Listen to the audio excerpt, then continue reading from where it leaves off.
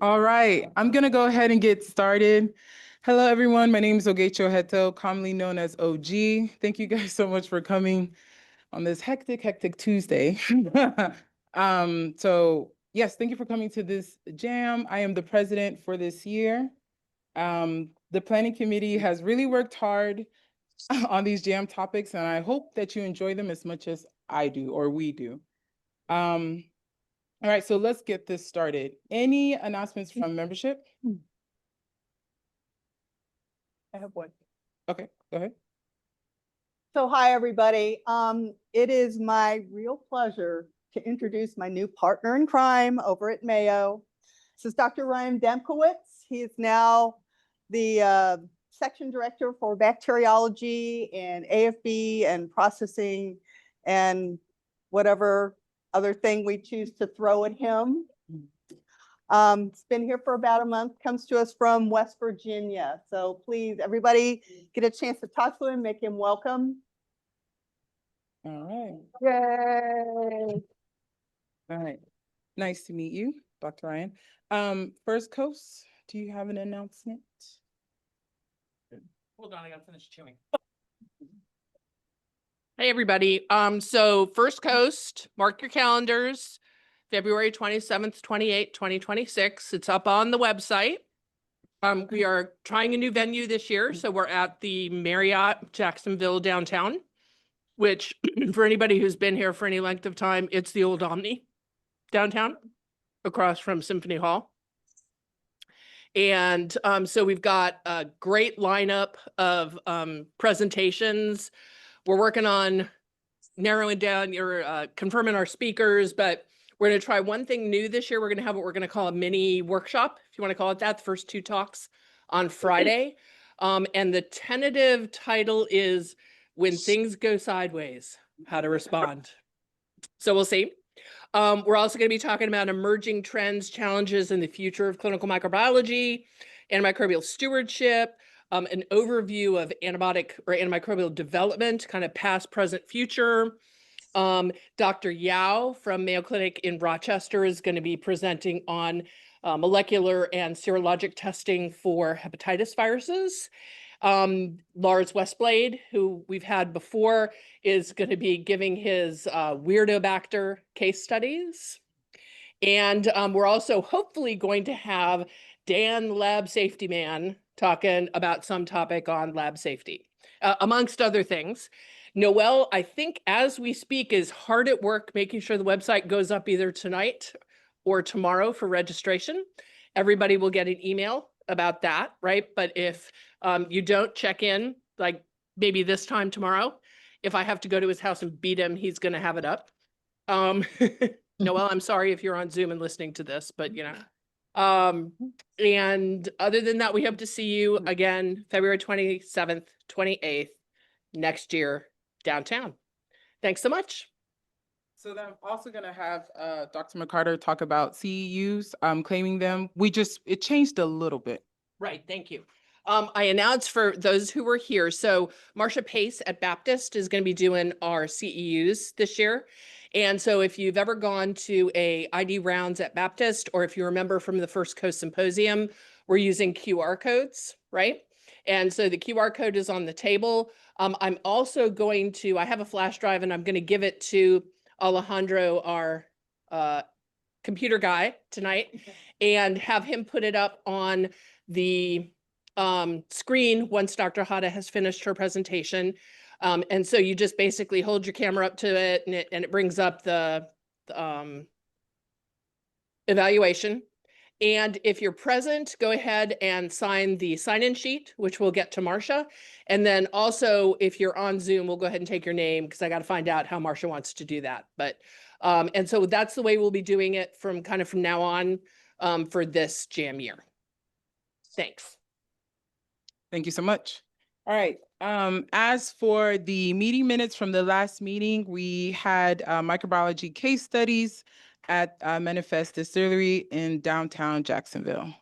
This happened on May 6th. So now we're going to go on to real short and sweet. So now we're going to go on to the treasurer. She's going to give us a few little points.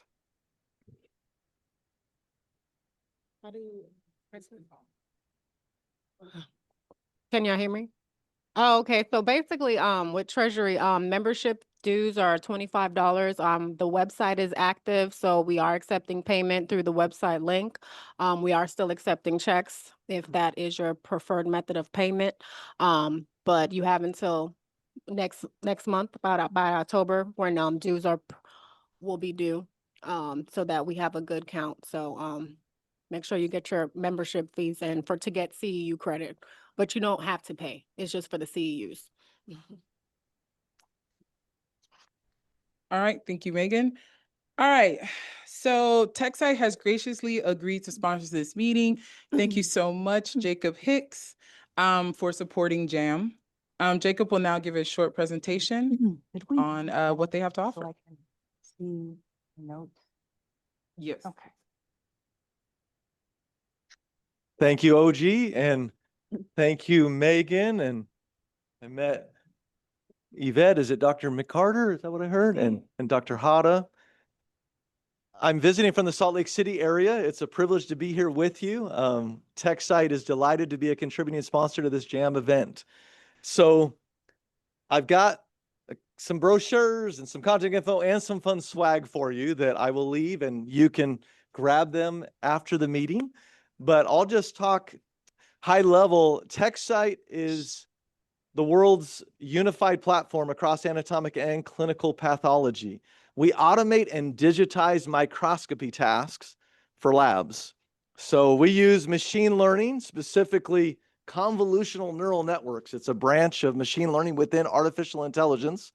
And our software, using that AI, it automatically identifies objects of interest for microscopy tasks. So in a microbiology lab, your glass slides are scanned on a scanner, a whole slide image scanner, an instrument that digitizes and makes an image out of those glass slides. That image comes up to TechSite. We're hosted on Amazon Web Services. Those images are analyzed. Every single pixel of that gram stain or that AFB or that ova and parasite, trichrome, wet mount, modified acid fast. Every pixel is analyzed. And then on a web browser, you're in Microsoft Edge or Google Chrome, you log into app.techsite.com and you view that whole slide image and the objects of interest that TechSite found for you. We've co-developed these algorithms with Mayo Clinic and in the parasitology case, also with ARUP Laboratories. And you can imagine to build data sets that actually find these objects of interest, to find a Giardia or an entamoeba, or to calculate prevalence and predominance of bacteria and yeast in a gram stain. It takes a lot of data. So we thank Mayo and ARUP who have given us these data over many years' time. And we've built these models that automatically call out those objects for you professionals. Our AI does not make the final call. You, as experienced clinicians, would log into app.techsite.com, find the objects that we're presenting and saying, you ought to take a second look at this. But you don't need to scour the whole slide anymore. You just focus on objects of interest that TechSite said are relevant. We're well peer-reviewed in JCM and many other sources. And we've got an instrument now, the first one in the state of Florida that's being used. It's at Mayo Clinic here in Jacksonville. So that instrument takes those images, and then eventually the local Jacksonville location will look at those results that TechSite finds. So what I brought you tonight, cool mouse pads. So you can take one. This is a gram stain mouse pad. So the QR code in the bottom right will be your fun way to test yourself.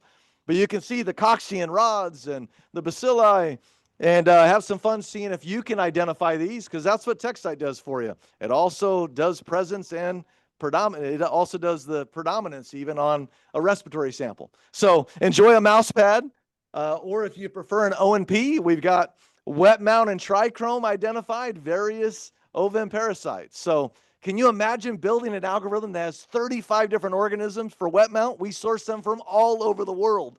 The United States does not have all of these organisms, or if they do, it's on the rare. So we source them from cows in Africa and other unique animals in the Philippines. It's really crazy stuff to build a product like this. So enjoy a mouse pad. And then if you want to learn more, this microbiology specific brochure talks about our solutions for micro, and be happy to engage with you. We typically have folks just do a brief 30-minute virtual demo to see the software in action on a virtual call. And then if you believe in it enough, we'd have you de-identify and send us some gram stain and trichrome slides to us. We scan them for you complimentary, give you access to see how did we do versus your manual microscopy. So we'd love to engage with you more. Thanks so much for the time tonight. And thank you for being expert microbiologists. I continue to learn from folks who are so experienced like you.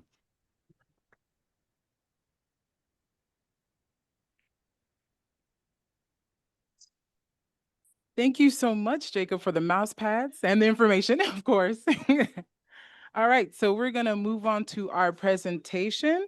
Dr. McCarter is gonna introduce our speaker. Okay, so who doesn't know our speaker, right? I get the distinct privilege of introducing Dr. Jane Hata.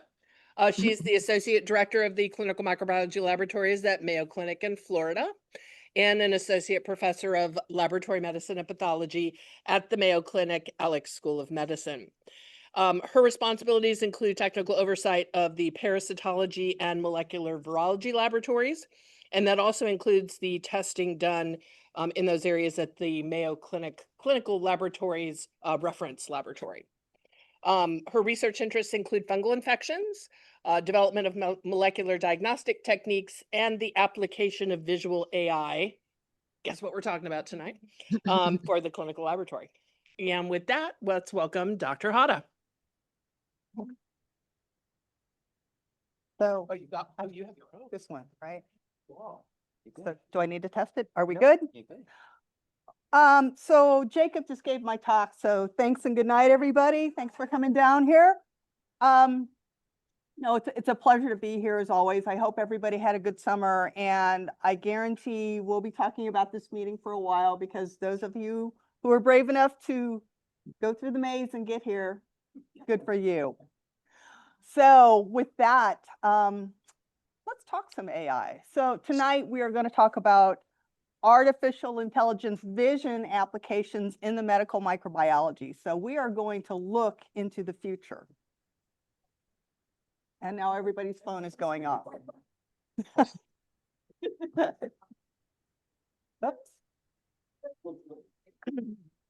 Hang on. Okay.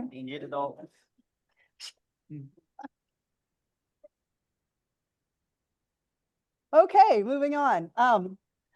Here are my disclosures specific to this presentation. I will be talking about equipment from both Cognex Corporation as well as TechSite. And I want to make the point that I'm actually a trained microbiologist. I am not an expert in bioinformatics. I can't do computer code. Windows updates terrify me. But the point is really, if I can do this, then any of you can do it as well. So we have three objectives. First, we're going to really define the basic concepts of cognitive neural networks as related to visual AI tools. We'll talk about how these AI models are developed and recognize that there's already multiple AI applications in the medical microbiology laboratory. And I'd like to present a little proof of concept case study that really brought all of these things together and helped me and my team learn more about developing our own AI. So first, let's talk about concepts and models. What kind of AI are we talking about? Well, we're not going to talk about ChatGPT. We're not going to talk about Google AI, but rather we're going to focus on image classification and image analysis, things that we do in the lab every single day. Now, this can take several different forms. First, we can have rare event detection, exactly what it says it is. This can be both qualitative as well as quantitative. We may want to do what's called categorical classification. So this is looking at a series of images and making an interpretation. Is my object of interest that I want to find on all of these different images? And finally, we have static image interpretation. So we're looking at a single image, a static image, and we're trying to figure out what is the stuff on there? What are they? How many of them are there? And are they real, or perhaps are they artifacts or background? So as I mentioned, I am new to this. And I thought, if I'm going to delve into this, the first thing I better do is educate myself. So I went out, I bought a book. That's the book. This is a real thing, and it is actually really, really good. It is a couple of years old now, so this field becomes dated quickly. But I will say that if you want to get sort of a baseline into what AI is, this is a very nice reference. Not only does it talk about algorithms and models, but it talks about AI as applied to fields other than healthcare. There's a very good healthcare chapter in here, so go to Amazon. Okay, so now let's start digging in. How do we do all of this? Well, we use what's called a deep neural network. And a neural network is simply a layered computer model. Specific for our work, we're using a convolutional neural network. And this thing has multiple layers. So it has a layer for image detection, a layer for image classification, and finally, a layer for image segmentation. And what's important here is that a convolutional neural network essentially will teach itself. So you have to have images that are classified by humans. We're still very important. We feed this into the input layer. These images are processed and reprocessed and reprocessed and adjusted with the idea of creating a reference image. The goal of having a reference image is that you have something to compare to when you feed new data into the system, and hopefully you will have less error and fewer discrepancies. Now, really, I think the most important piece of developing an AI algorithm is that of image annotation. So for image annotation, we're going to categorize our images and pick out what we call an attribute of interest. What is the thing that you want to identify on your slides or on your culture plates? Is it the presence or absence of an organism? Is it a certain shape of an organism? Is it a certain staining attribute? Or if you're really digging down, are you looking for organisms with certain organelles or structures? Because we know in some cases those can be diagnostic in and of themselves. The key to image annotation is getting it right. The humans have to make a correct association. Otherwise, you're teaching your AI system the wrong thing. And this is where you can run into trouble. So here is a series of images. And these were fed into an AI algorithm, which said, that's Babesia. Okay. I don't know.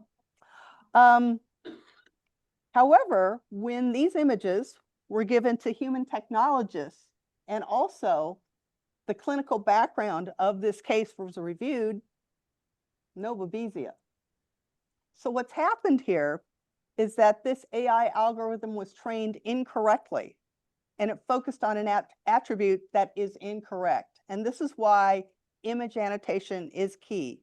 It can take a long time to do this, and you have to be very exacting when you do so, but you will save time at the end if you do it right when you start.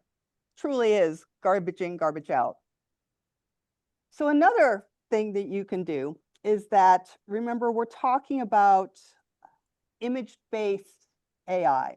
So you have to have a number of images to build your algorithm. And sometimes we have situations where we may not have a sufficient number of images. Maybe we have only a very rare organism that we don't have pictures of, or we have low numbers of images. So there's a little trick that you can do called image augmentation. The way this works is that you can take an original image. So here we have a kitty. And you can take that picture and flip it horizontally or vertically or rotate it left or right. It's still the same kitty, but it looks different. And so you can use these augmented images to increase your initial data set. However, you have to be careful when you do this, because by using the same image, augmented, flipped around, you can insert bias into your AI algorithm, and this can result in false positives and false negatives. So how this works is that you have your original image. The AI knows, okay, this is a cat, but it may not know what that is. Same cat, different image. All right, so how do we actually start constructing a model? And this is our algorithm development phase. So you're going to have a series of images, and you will essentially split them into 3 groups: a training set, a validation set, and a test set. So for our training set, this is about 60 to 80% of our images. And these are the ones that we are going to annotate with our attribute of interest. What is the thing that we want to find? This is also called establishing of the ground truth, right? So then we move on to our validation set, which is 10 to 20% of our remaining slides. And for our validation set, this is what we're going to use our annotated images to train and validate our algorithm. Now, when we're doing this, we might need to use some of those transformed images to increase the sample size, but we have to do it very carefully so we don't introduce the bias. So finally, we have our test set. So this is our last 10 to 20% of images. And this is the set that we are going to test our trained and validated algorithm against. So if we are satisfied with the performance of our algorithm, we're going to lock the system down. You can't add more images. You cannot change any of the algorithm, because this is the package that we're then going to take to the clinical lab to run through the validation process like we do for other tests. Okay, so what does this look like from the laboratory side? We're moving out of the computer side more into the laboratory side. Well, if you are considering bringing AI into your lab, there's several things you have to think about. First of all, what it is that you are interested in finding. You're going to have to select a specific specimen type, because your images have to go along with your specimen type. So do you want to think about gram stains or tissue sections or AFB stains? So you have to select something specific. You also have to think about your stain type. And this is where we're going to get into our actual specimens. So you might have glass slides, you might have culture plates, you might have other pictures that you're interested in. So you're going to digitize that image in a scanner. So now you have an electronic copy. You then take that and apply it to your AI model that you have previously developed. Now, it's important here because humans are still going to be incredibly important to this process, because there will be situations where the AI may not be able to make a decision. And so trained technologists are going to be essential to make these judgment calls. Just like anything else in the lab, we have to generate a report. And finally, we are going to have to be able to store that digitized image. And this is powerful stuff, because now we have the ability to store those images, to recall them whenever necessary, and to be able to even share them with others. So this is going to be very powerful stuff in the laboratory. So ideally, we want, obviously, a system that's accurate, hopefully even with better accuracy than we can currently do. A high negative predictive value is critical, because this is indicative of the ability of the system to rule out negatives. So think about certain slides or plates that you have. You spend a lot of time going through the negatives, right? Wouldn't it be nice to have an easier and more efficient way to do that? Obviously, the system itself has to be easy to use, not require special training in bioinformatics to be able to use it in your lab. It should be modifiable to meet your workflow. And again, it should be something that is easy to work with. It's in routine in your workflow. You can store the images, retrieve the images, and share those images. Boy, maybe you could even attach them to your patient reports. That would be nice. But this really opens up the possibilities for remote microbiology.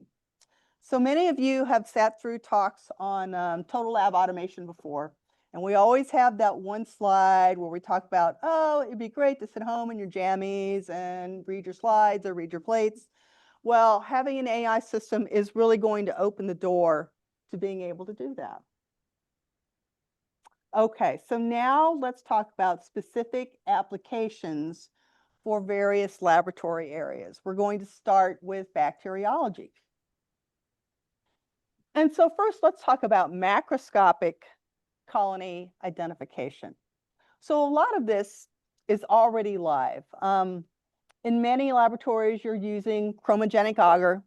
And of course, remember, this is a special formulation of agar that will turn colors indicating identification of a given bacteria to genus and sometimes even species level.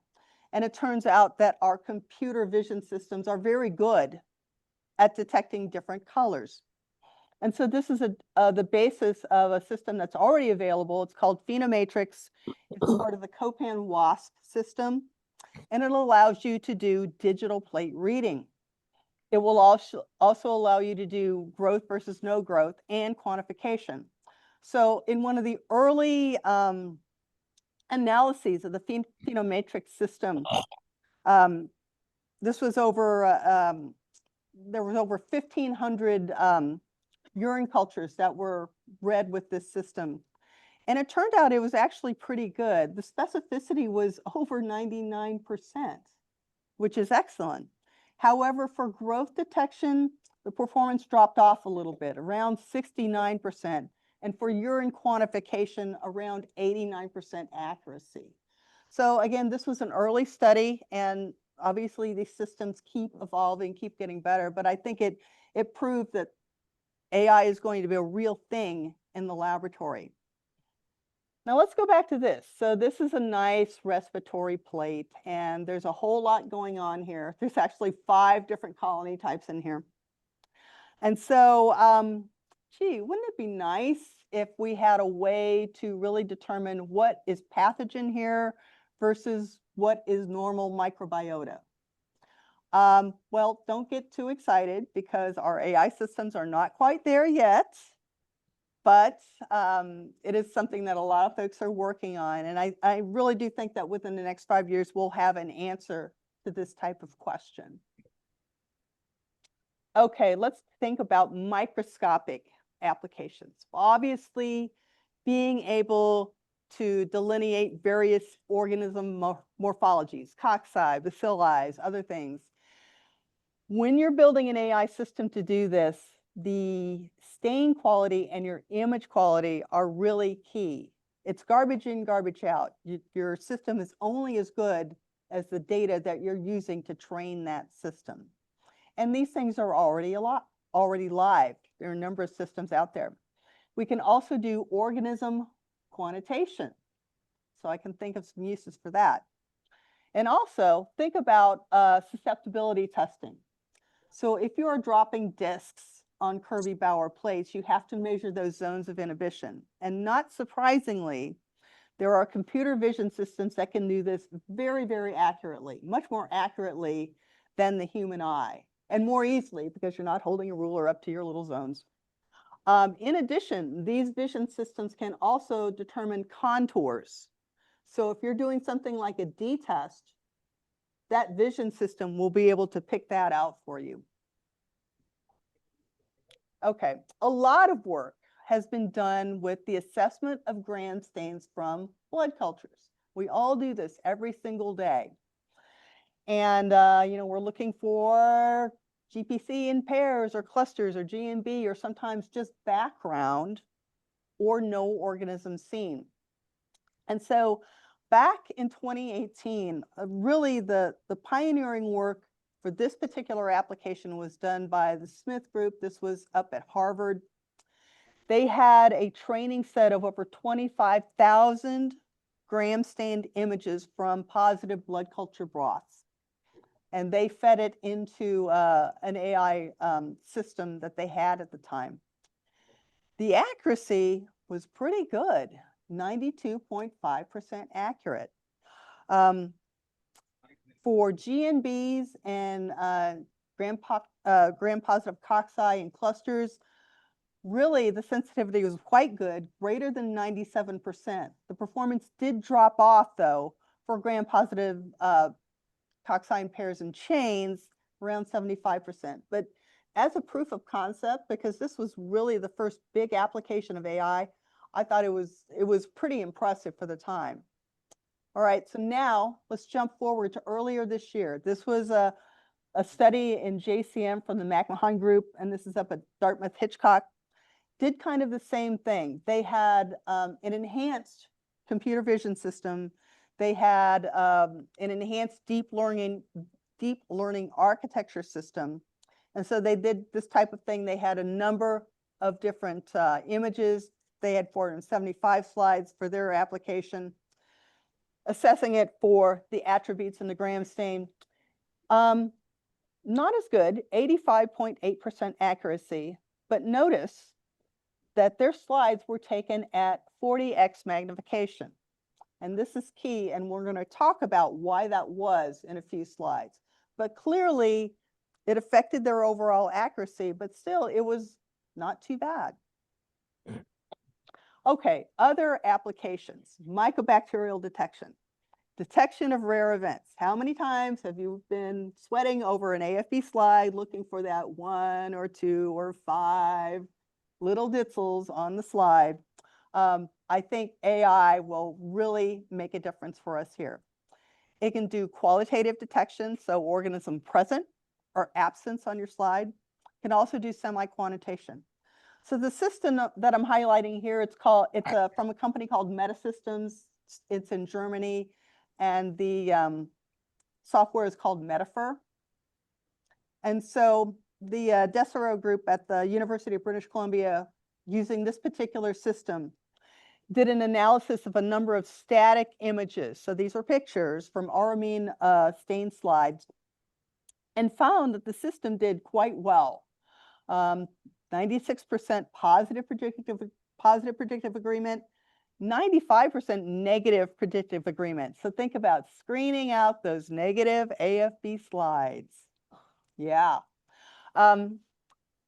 Interestingly, when the output from the AI was compared to the culture result of these slides, again, the concordance was really good, over 95% agreement.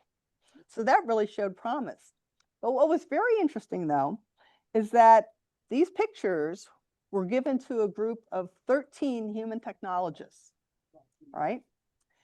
The agreement between the humans and the AI system was only 74.8%, which I think just really highlights the fact that when we humans are doing slide reading, it can be really, really subjective and quite challenging. So I think in this particular case, AI is really going to have a role in mycobacteriology work.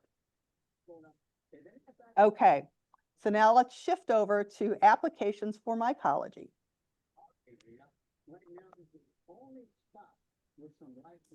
So if you're doing mycology, you know that you think about organisms macroscopically as well as microscopically. And we're looking at things like shape and color and texture and size. All of these attributes are very, very important because most laboratories are still doing visual identification. Some places do genomics, but it's not widely available. But we do know that visual ID does have its limitations because some organisms just look so closely akin to one another, you can't tell them apart. So it would be nice to have some better methods to get a more accurate ID.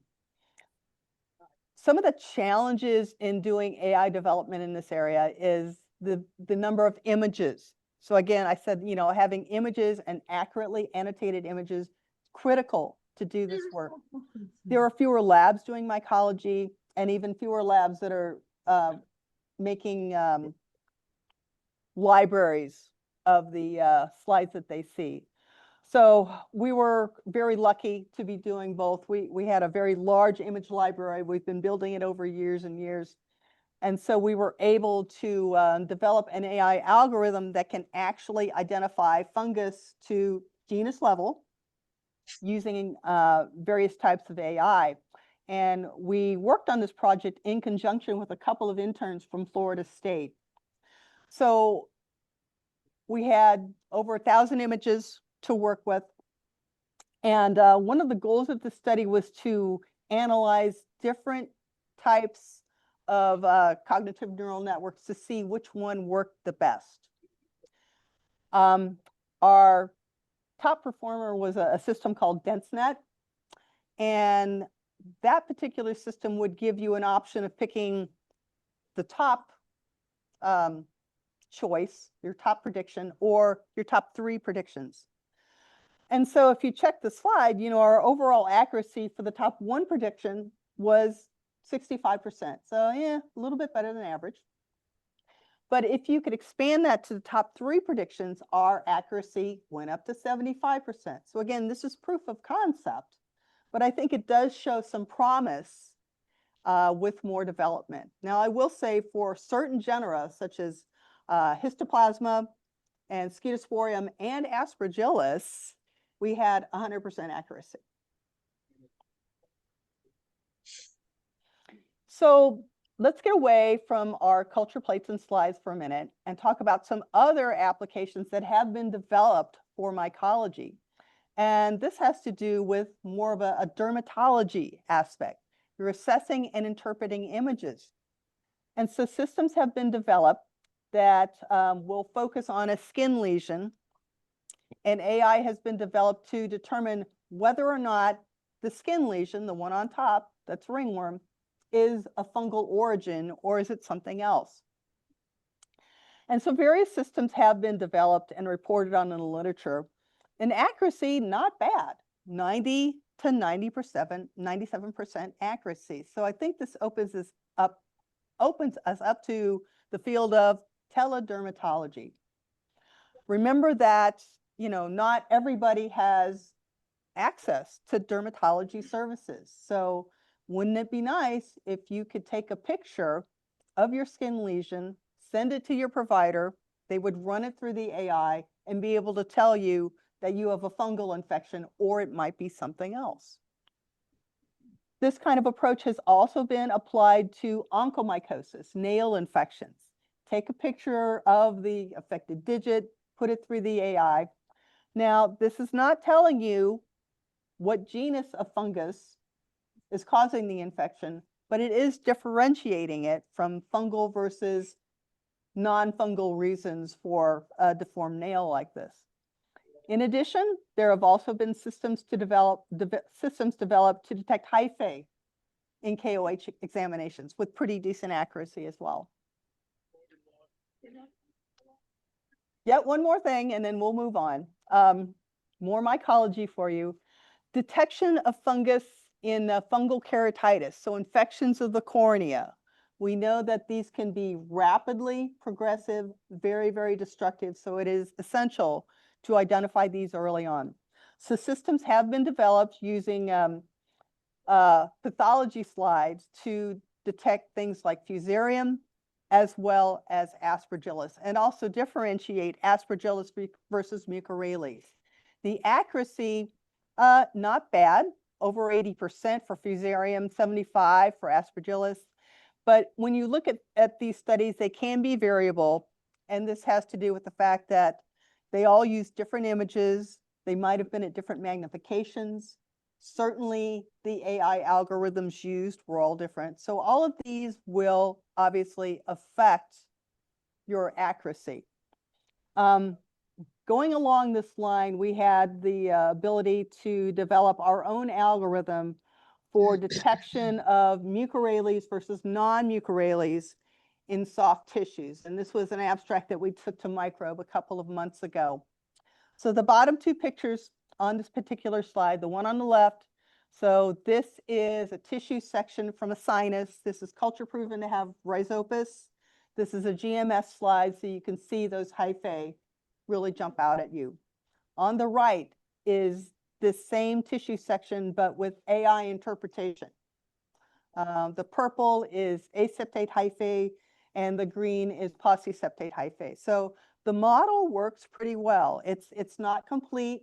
It does overcall a little bit. We had a total percent error of the final model of about 13% for mucorales. But for detection of septate hyphae, we had a total error percentage of less than 1%.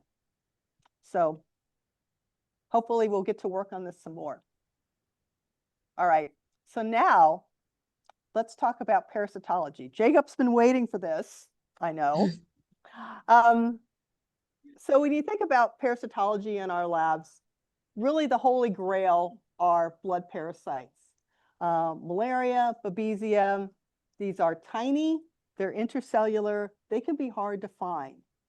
So we need to be able to do detection, speciation, and also quantitation, because that can drive therapy. In order to do this, we have to have 100x magnification, and we have to have oil immersion, because using those two things, that's where you get those good images. Here's the problem. Scanners are currently technologically limited. The scanners that are being used now are really built more for anatomic pathology. They use lower magnification than we're accustomed to doing in the micro lab, 20x, 40x, maybe 80. In addition, these scanners generate huge amounts of data. One slide can generate a gigabyte of data. And if you're scanning a slide, it can take a lot of time to do that, especially if you're running at a higher magnification. So you kind of have to ask yourself, well, if my scanner takes 15 minutes to go through this slide, is it more efficient than a human? So there's going to be some compromises along the way. In terms of the quality of scan slides, I think this is a good example of it. This is from a clinical microbiology newsletter from 2020, but it really exemplifies, what we're talking about when we talk about scanners. This was a system that's currently used in hematology called Celavision. You may be familiar with it. But this is just an example of a scanned image versus an actual image you would see looking through a microscope. You see that it's really different.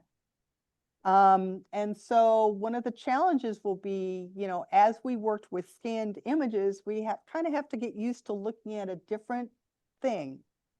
It's not insurmountable. Our scanners will get better, but it's just something to keep in mind. Okay, so here's the TechSite system that you already heard a little bit about. It's used for parasitology screening. It works with trichrome. It works with iodine as well.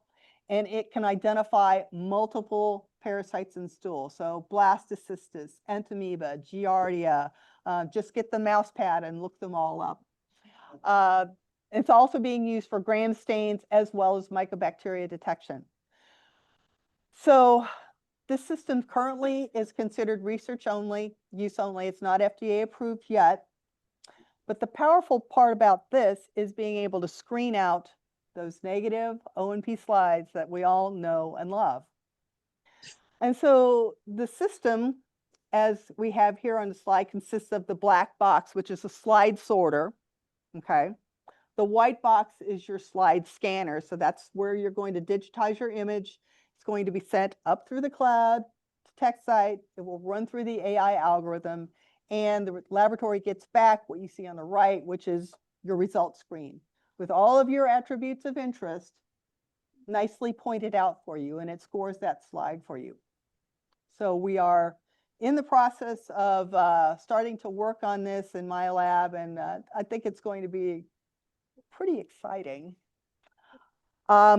So in terms of parasitology, obviously right now we're focusing on ova and parasite examinations. Obviously, we have to take into account those multiple stain types that we all talked about. Again, there's challenges because fewer labs are doing O&Ps anymore. We have fewer images to work with, and the organism's really not as common as maybe microbiologists would like to see. What's really important, though, if you think about parasitology, what do?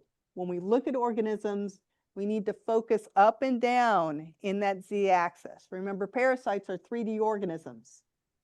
So the ability to focus up and down in that focal plane is going to be key to get really, really good images. And here's an example of some slides that we made and had sent to TechSite. And these are the images that we got back. So you can see with the Giardia, it's pretty good. I can tell that's a Giardia cyst. But what gets challenging here is something like entamoeba. The AI called this an entamoeba Hartmanni, which is true. But the image is not quite as sharp as we're accustomed to seeing when we look through a microscope. So again, this is just going to be part of the learning curve. And as our scanners get better, I think we can overcome this. So again, really the pioneering work in helping to develop this type of algorithm was done by our good friend Blaine Matheson out at ARUP. And they had over 23,000 parasite images to work with. So that was a pretty good sample set. They divided them in classes based on the genera of protozoa that they saw. And you can see some of their data from their trained algorithm. Over 98% positive and negative predictive value. So again, think about that negative predictive value, the ability to screen out your negative O&P slides. It was estimated that this could reduce your laboratory workflow by 70%. So for once, you will have less to do in the lab. Okay, so obviously we've got some real gains that are possible in terms of efficiency in the lab. We could have decreased turnaround time if we're using AI appropriately. Some cases we may have improved sensitivity.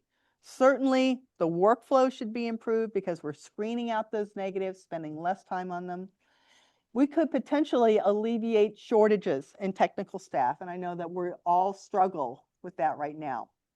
Certainly, there will be decreased subjectivity in reading those plates or those smears, and this is powerful, we can actually capture those images and be able to document them. So being able to retrieve them, to share them, even attach them to the patient chart. But we also know there'll be some challenges ahead of us as well. We already talked about the scanners.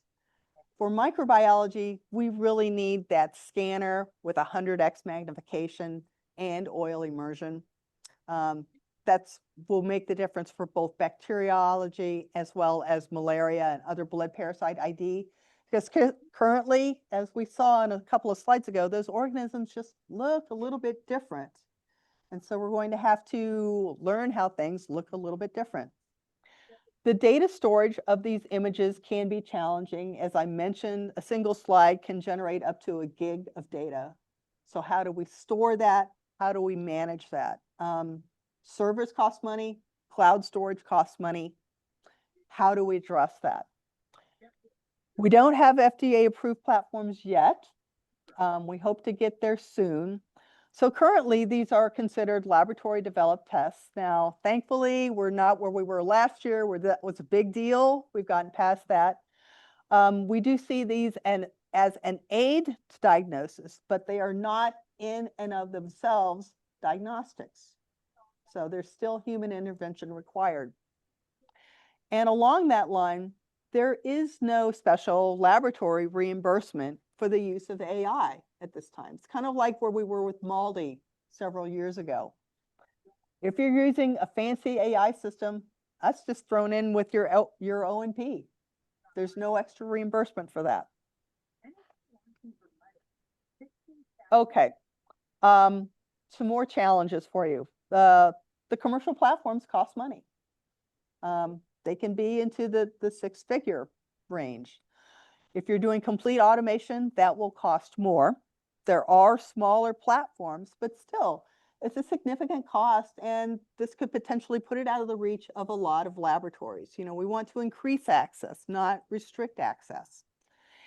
And this is the final one, and this is the big one. And I hear about this a lot. Technologists are fearful of losing their jobs to AI. Am I going to lose my job to the robot? I hear that a lot. And I am here to say, absolutely not. Because, for one thing, you have to have trained, knowledgeable technologists to develop the AI, because we want to do it right to begin with so we don't get wrong calls. So you need that. And also, there will be those situations where the AI cannot make the judgment, and you need a trained, competent technologist in order to actually go and read the slides. So I think there's significant opportunities if you want to embrace this technology and really learn about it. So a small group of us in the lab were thinking about all these challenges. Oh, you know, it costs a lot, and it's hard to do, and we wanted to be flexible and all these things. And so we asked one final question was, can a lab just go and develop its own AI system? And so, which leads us to our little case study. And like many others, we focused on gram stains from positive blood culture broths. This is where we start with diagnostics. You have to have a good gram stain in order to make that call and start driving your diagnostic algorithms. It's essential, but we know that there can be plenty of errors in reading gram stains, errors in interpretation. Back in 2016, Lenoche Samuel did a study of 4 large reference laboratories, determined that up to 24% of gram stains were miscalled. So this is something that we really need to dig into. There's not an actual standard for quality control of gram stains. We have automated stainers, but these are mechanical. There's no interpretive component. So the problem that we wanted to address is, could we come up with some kind of AI application to judge gram stain quality in these blood culture slides? So this is what we did. This was a proof of concept study, so it was quite small. We applied what we had learned about deep neural networks. We did image classification. So these are all static images using a microscope mounted camera that's off-the-shelf hardware and deep learning software, in this case, the VidiSuite 4.1 from the Cognex Corporation. We developed a 2-part tool. One was to address background variation, because with blood culture broths, there's a lot of stuff in the background. You've all seen it. So we had to screen that out. And then we had to generate a classification tool which would judge a slide as acceptable or not acceptable. So we had to chain these 2 things together. That's it. So it's a standard Olympus BX43 microscope. The Cognex camera is screwed into the port on the top. You can see that it's pretty small. It's also hooked to a laptop, and the AI is on board at that point. So using this setup, we had 29 gram stains from positive blood culture broths, took them right off the bench. And we had a technologist classify these stains. Were they acceptable? Were they unacceptable, something that you would normally make over again? Were they over decolorized, under decolorized, too thick, too thin? Did they have a lot of artifact on them? And so from our 29 blood culture broths, we had 197 total images, 1,000x magnification, so 100x ocular or objective, and a 10x ocular. So your standard reading method. Based on this, we classified our images as 81 were suboptimal. So these are normally gram stains that you would just make over again and stain over again. And we had 116 images that were optimal. So as I mentioned, we had a 2-part tool. So first we had the screening classification tool, because there's a lot of background on these slides. And so these are essentially filters. And so we just named them pale, rose, orange, indigo, and variegated. And for this part of the tool, we had a training set of 100 images and a test set of 97. So our second tool was a classification tool. And all this did was divide those slide images into optimal and suboptimal. We're not trying to figure out what bacteria is on slides. We're not trying to figure out what shapes they were, but simply the quality of the gram stain. So we had a training set of 105 and a test set of 92. So our completed model, the output of which we compared to expert gram stain review by trained technologists, as well as the result from those 29 cultures. The reason we did that is we wanted a definitive ID of the organism by MALDI-TOF, because knowing that, we know what that gram stain reaction should have been. And so this is just an example of our background screening tool with the 5 filters: pale, rose, orange, indigo, and variegated. And this is an example of our trained model. And this is actually the output from the Cognex software. So on the left-hand side, you see an actual picture of the image. Camera is fantastic. You get a nice sharp image. Obviously, it's digitized, so you can store and share that image as you would like to. On the right side, this is actually a receiver operator that's generated by the software. And it scores your slide for you according to the tool that you built. Now, our fully trained tool did generate 100% accuracy and 100% recall. But keep in mind, this is proof of concept. We had a very small sample set. I'd love to say, it's a perfect tool. It's not yet. It's not ready for prime time. But as a proof of concept, I thought this showed a whole lot of promise. In addition, you can look at the area under the curve on your receiver operator curve, and the software will generate what's called an F-score. What this does is this potentially could be used as a quality assurance metric. We now have a way to score the quality of our gram stain slides. All right, what's next? Well, this type of concept, obviously you can apply it to other sample types if you train your AI using those specific sample types. And there's lots of things in the lab that we could focus on. You could also use this concept on multiple staining methods. So pathology stains or AFB stains or trichrome stains, whatever you'd like.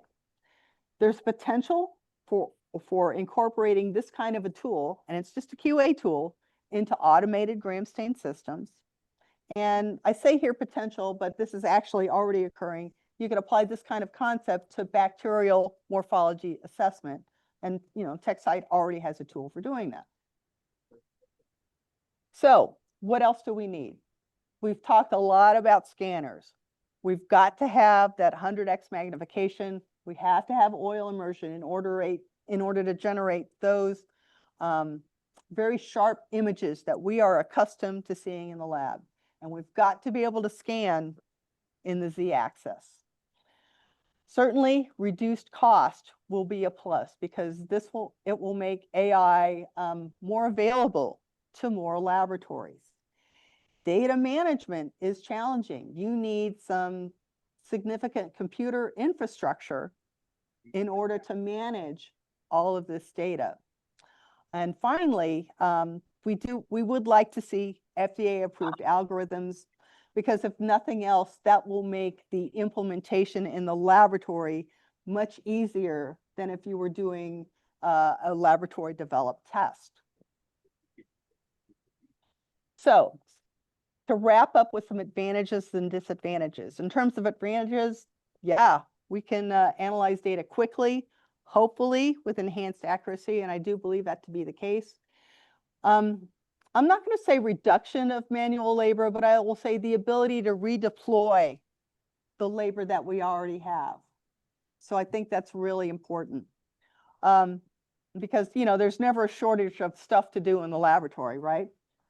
We'll have the ability to capture images, to store them, to share them with others. We can have quality assessment tools and really open up the possibilities to do telemicrobiology, the thing we've been dreaming of for so many years. There are disadvantages, certainly the cost of the systems. Hopefully that will come down as more vendors come to market. We talked about the limitations of the scanners.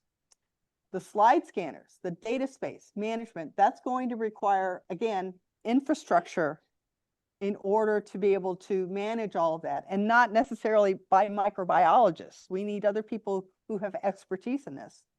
And currently these are RUO tests, but hopefully that will change soon. So, summarize, AI is here to stay. I don't think that's news to anybody here. So I think it is important for you to understand and really become comfortable with the concepts of AI development. We'll have tools for organism screening, for ID, for counting, for differentiation, and this will be applicable to multiple stains and multiple sample types. More commercial platforms will come to market. They can be expensive. Hopefully the cost will come down. But I do want to leave you with the idea that, you know, this is not pie in the sky stuff. Laboratories, if you understand the tools, can develop their own AI algorithms. And if nothing else, it was great for our little group because it really made us kind of stop and dig down and understand how AI works. And I think that was an incredibly useful exercise. So I wanted to highlight our team. It is possible to have fun in the laboratory. Just want to let you know about that. Jess Reed was one of our ID fellows. You probably all remember Kyle McGee. He's presented here several times. I just want to thank our Mayo Clinic Florida Microbiology Laboratory and the team at Cognex Incorporated for their assistance. So I want to leave you with one last thought. The future belongs to those who prepare for it today. And the fact that you're all here today means that you're preparing. So thank you for that.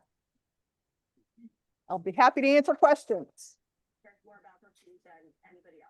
We shall see what our expert burst into the house, pretending to be a home invader.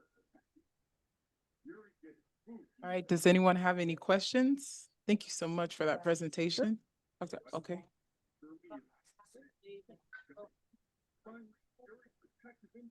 It did not speciate. It was to genus level. But that would be the next thing, because we had multiple pictures of different species. And I think with obviously a few more images, it would work really well. For something like a Terrius, where it's, you know, it's really easy to figure that one out, the performance was 100%.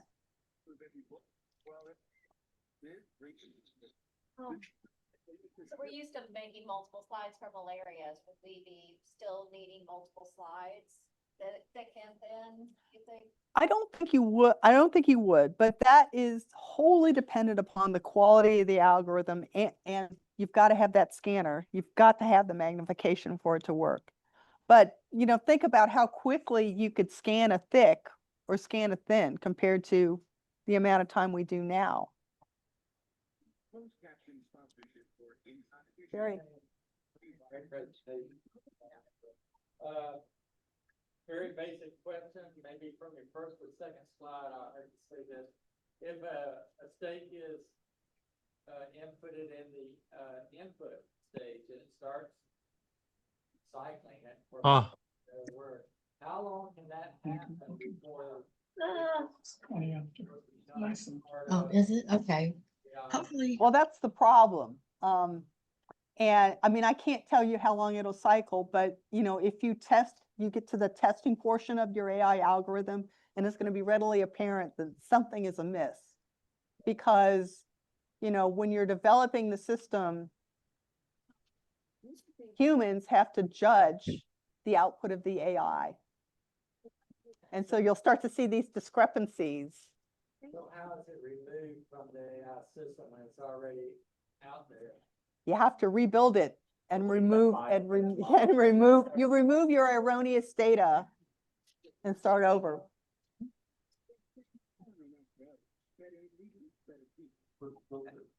That's right. I mean, it truly is garbage in, garbage out. Just make sure there were experts building it from the beginning, right? Yep. That's the key from the onset. Dr. D. So, the people who are already using this for the OMPs, I know the idea is to get rid of negatives, but is there any like QC built to look at like 5% of the negatives just to make sure they're actually negative? Or similar kind of psychology does? Yeah, I think that is sort of incumbent upon how the lab wants to build that workflow. I mean, there's no reason why you couldn't. And, No one's looking at it, how would you know that's what? I guess. right. Ultimately. Yeah, and do you want to just believe the system? But I think during the validation process, that's where you might want to do those spot audits. And there's no reason why you couldn't continue to do that along the way, which is probably a really good idea. I will write that down for later. Yep.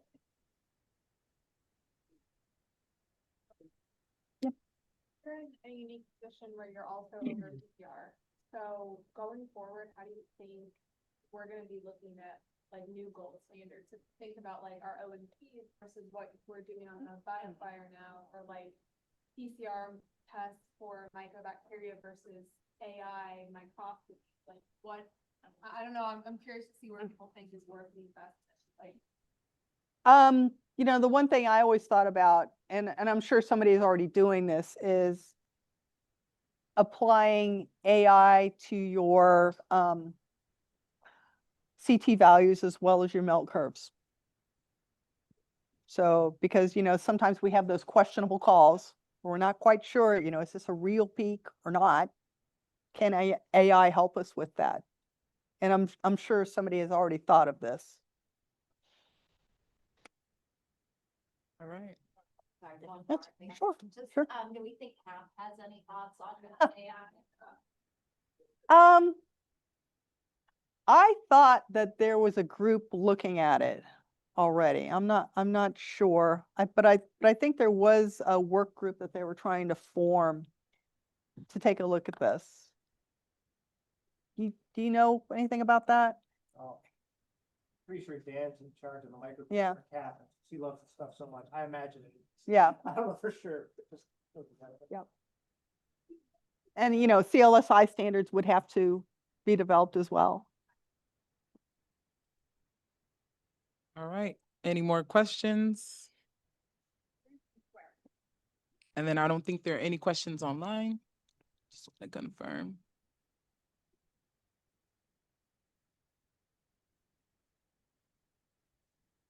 All right. Once again, thank you so much, Dr. Hata, for that great presentation. And then I would like to just say, if you want to claim CEU credits, please be sure to fill out the evaluation using the QR code.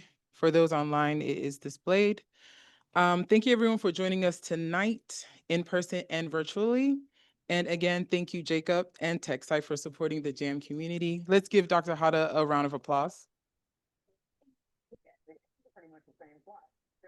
Thank you all for coming.